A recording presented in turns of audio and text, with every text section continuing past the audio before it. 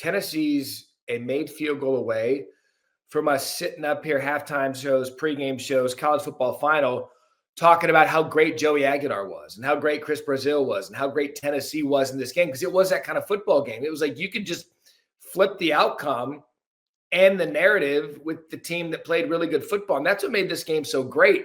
And to me, it was one of those games, Paul, where this was as peak Georgia as it gets. Well, what do I mean by that? The first couple of weeks, they've been a little bit underwhelming. Last week against Austin Peay, they're just like, whatever, that's Georgia rolling it out. But they seem to find a way, Paul, when they have really, really good and not their best, to find a way to win. And for me, a team that can find its way to win in those type of situations, far more valuable than what you look like the previous weeks or even the previous quarters, because they always end up finding a way to be on top. And that's really the trademark of Kirby Smart. He's employed it throughout his career at Georgia. And what it really does is position themselves now, because the SEC is wide open, but we have forgotten Georgia, and you can't overlook them now. And so they have a break. 2 weeks from now, they'll be playing Alabama. That's always been their Armageddon. If they get Alabama, they're sitting really pretty, because they're tough games. Ole Miss, Alabama are at home this year. They don't have that brutal schedule that they did last year that they barely got by on. Have they put themselves in a position now to be the team to beat in the SEC? Because I know LSU's ranked highest. We'll get to LSU in just a minute. They've played really well. We'll get to Texas A&M in a minute. But, I mean, as we sit here today, based on what we saw in a hostile environment. By the way, Tennessee's not done. Tennessee could very well be a playoff team. But is Georgia right now the team to beat in the SEC? I would say yes, because at the risk of upsetting Brian Kelly, they don't look great. They don't look great right now. Texas is too much of a mystery to even elaborate on. Alabama, as I mentioned, goes to Georgia, and A&M is definitely a wild card, which I don't want to be dismissive of. They have one of the best wins of the year. Yeah, I love the Gunnar Stockton angle for a couple of reasons. One, I don't know why people dismiss that they didn't have a quarterback. If you do the research and see that Gunnar Stockton was a highly recruited kid that came into Georgia. Georgia is always getting highly rated quarterbacks. And I don't know if it's because Carson Beck was entrenched at the starter last year, didn't have a great year, and Gunnar came in when he got hurt, and it was just okay, and they get bounced in the playoff. I don't know what it is about Gunnar, but you saw all you needed to see yesterday on the road. Now, add to that, Carson Beck's having a remarkable year at Miami, and they're one of the best teams in the country. But look, they've got the running game in Frazier. They got a two-headed running back situation. They've got skill all over the place at wide receiver that I don't think that they had last year. They've got a defense that gave up a lot of yardage yesterday, and they're going to get that fixed. But I think Gunnar yesterday, was a home run. Yeah, and the narrative in the offseason from, forget the pundits, but people inside there going, I don't like what I see. It was a common theme, Matt. You couldn't miss it. I think the great part for Gunnar is he was off the grid the first 2 weeks. Yep. It didn't matter what he did, and he wasn't great, and he was incredible. And fill in the blank, grew up, came of age. All of them are accurate, and all of them are applicable to Gunnar Stockton. And suddenly, he's ranked ahead of Arch Manning in the SEC QB rankings. Look, we can go there if you want now. And again, this is no disrespect whatsoever to Arch Manning, but I think Green, the quarterback at Arkansas, I think he's better than both Arch and Cade Klubnik. Taylor Green, not to go on a tangent right here, but if we're looking at quarterback power rankings in the SEC, that kid is good. And I'd take him over a lot of players in the SEC. I don't even know if Arch is top 5 right now. No, he's not. And you go back to 2 weeks and a day to the Nussmeier versus Klubnik matchup, and we know where Klubnik's been completely gone. Nussmeier, his record's a little bit better, but clearly, Brian Kelly has some other ideas, and that's now become a defensive team. But you're right about. That I don't want to get too far off track, but games like Arkansas Ole Miss last night, they get overshadowed because there were so many other games going on. But that's as good as Arkansas has looked in a long time. Yeah, I mean, he's an electric player. Ole Miss ends up in Lane Kiffin. They get that win. Two quarterbacks, their quarterback situation. Chambliss, what a great story he is, coming in from a lower level to come in and take care of an injured quarterback who was out. But you bring up Brian Kelly and you bring up LSU. They've allowed the least amount of points through the first 3 games, I believe, since 2017. Blake Baker, year 2. That thing's clearly starting to take it. It's interesting you say that because Brian Kelly got after a reporter after the game for asking about the offense. He's like, well, wait a second, we just went out there and won. Like, we went out there and we played to win the game, channeling his Herm Edwards. I'm surprised how sometimes Garrett Nussmeier looks the way that he does, but it's clear to your point, like LSU is like, all right, we might have the best defense in the country, and that's just what we're going to ride right now. They picked off DJ Lagway 5 times.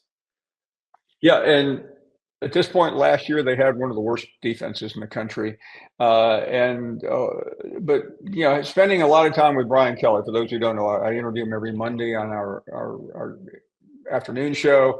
I was with him yesterday morning, Matt, in Baton Rouge, and he's said this, but he said it again. He said, "I knew I had a problem on defense. I went out 2 years ago and got Blake Baker, and then we went out into the portal and found our way to almost overnight an elite defense, and that's the difference. That's going to keep them in every game." And at some point, the offense is going to start clicking, and I really think LSU is going to be a very dangerous team. Right now, they're ranked 3rd. They jumped up quite a bit after the Clemson win, which we'll get into that in a minute. I don't know how good that looks now. But either way, LSU keeps winning. They win at home. And it was kind of forecasted a little bit, Paul. I don't think we're really surprised that it happened, but Billy Napier – hitched his wagon to DJ Lagway and says, listen, this is the guy that's going to be the foundation of the rebuild here at Florida. I think DJ's really, really talented, but 5 interceptions on the road in a low-scoring game where it was clear LSU's offense wasn't going to do much. That's a backbreaker for the belief in that the quarterback is the guy that's going to make Florida good again.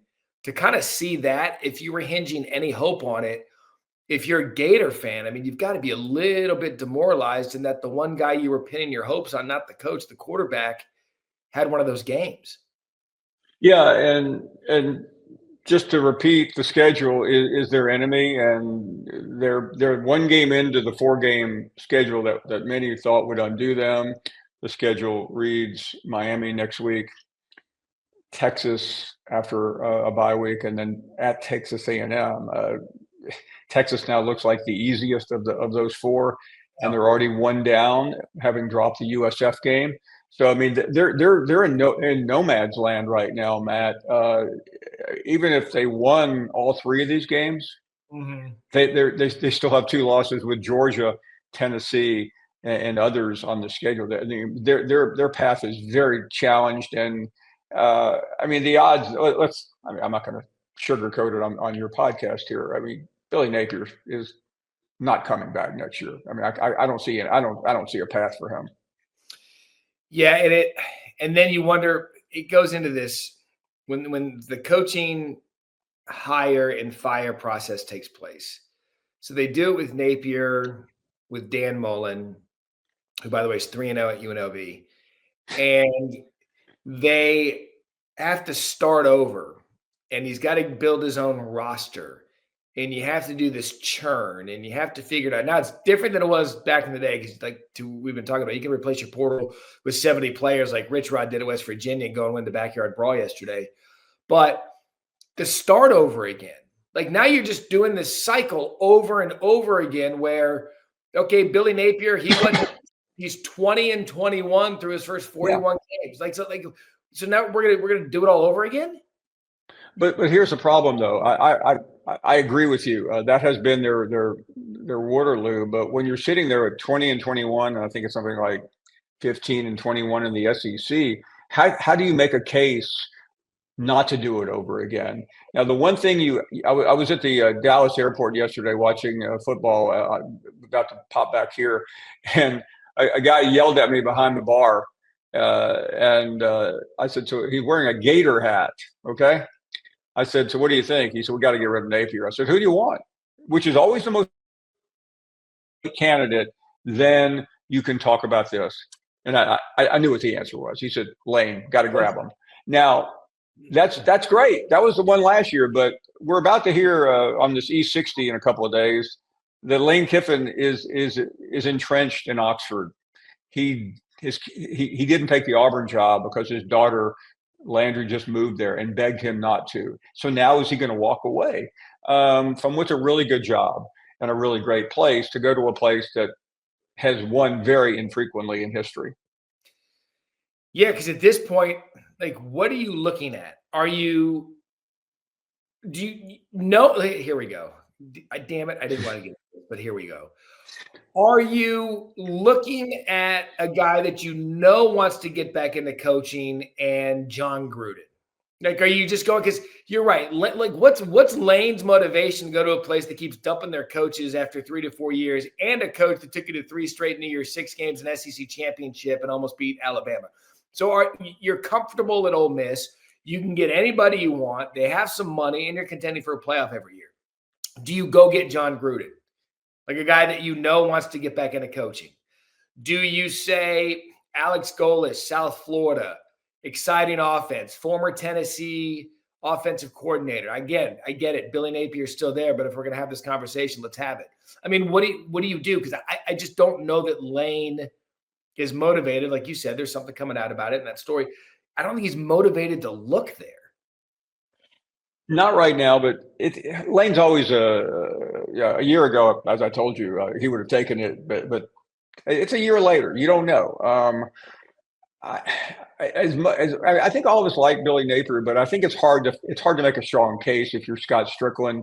Why do you keep him? Because at least Saturday night there wasn't about 10 things Billy Napier did wrong that you can point to.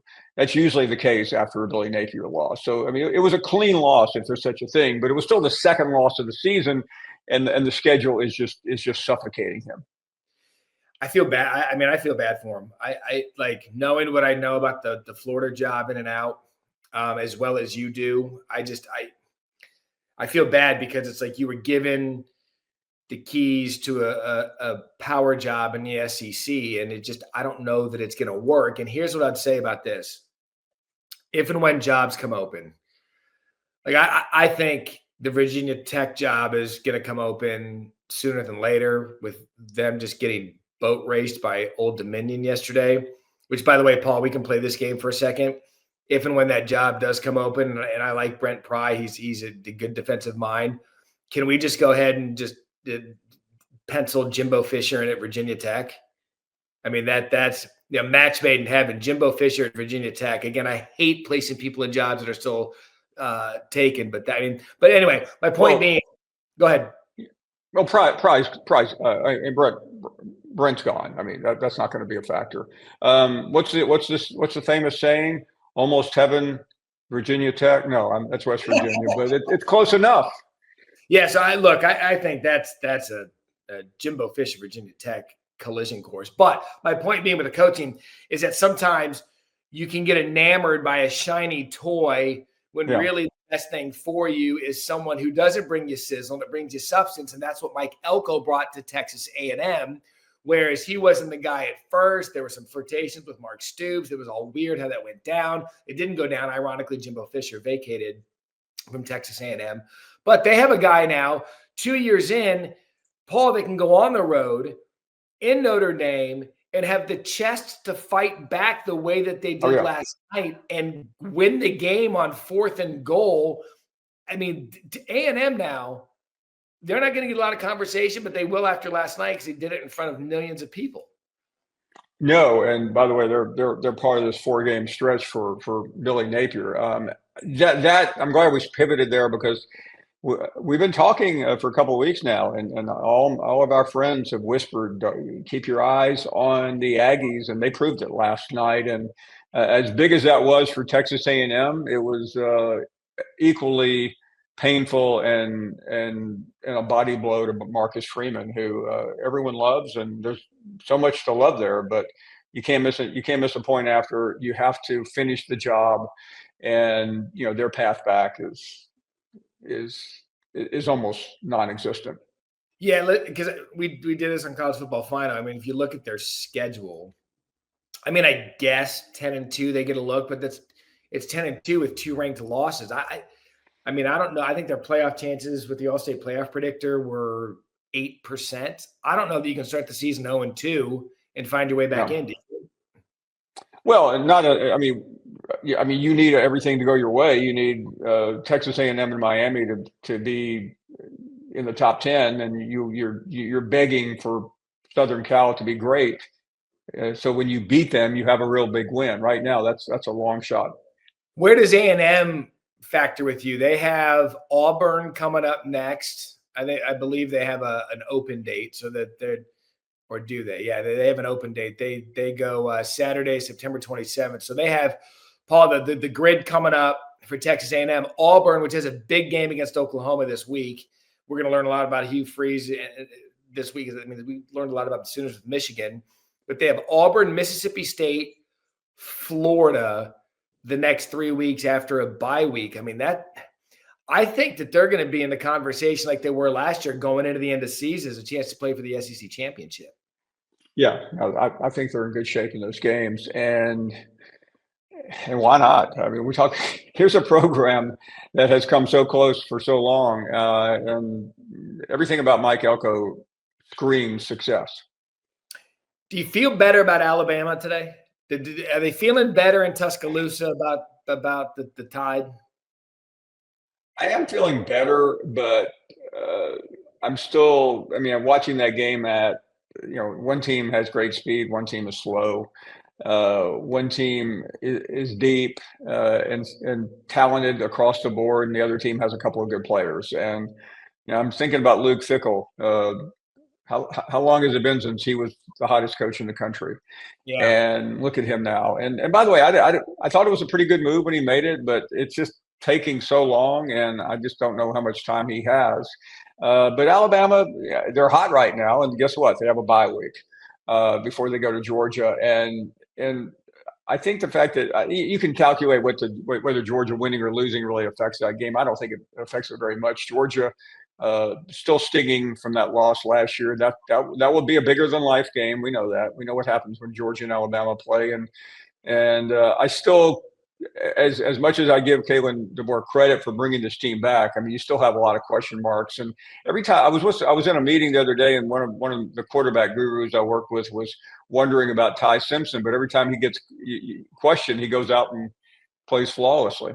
You want this, you got that.